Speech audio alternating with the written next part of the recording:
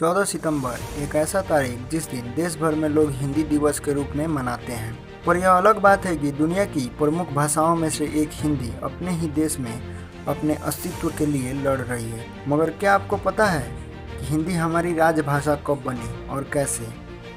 दोस्तों, आज के वीडियो में हम इसी बारे में जानेंगे।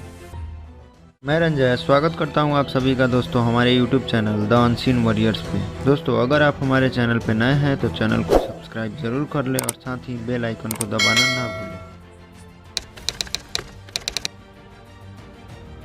साल 1947 में जब भारत आज़ाद हुआ तो उस समय नए भारत के निर्माण के लिए बहुत सारे सवाल खड़े थे।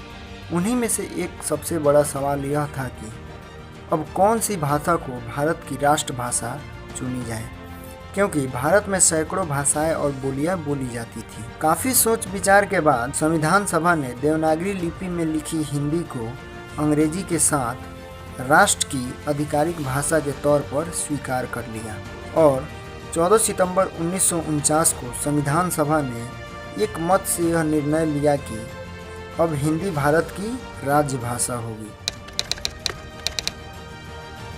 आज़ादी की लड़ाई के समय से ही एक राष्ट्र के लिए एक भाषा की मांग उठती रही और अलग अलग प्रांतों के नेताओं ने हिंदी को देश की संपर्क भाषा बनाने की मांग की। साल 1918 में जब हिंदी साहित्य सम्मेलन हो रहा था, तब गांधी जी ने हिंदी को राष्ट्रभाषा बनाने की मांग उठाई।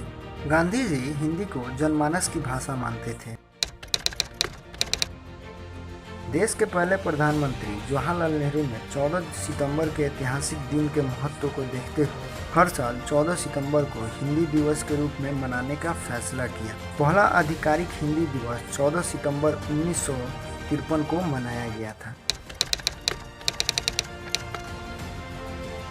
भारत एक बहुभाषी देश है, जहां अलग अलग क्षेत्रों में अलग अलग भाषाएं और अलग अलग बोलियां बोली जाती हैं। इनमें किसी भी भाषा का महत्व हिंदी से कम।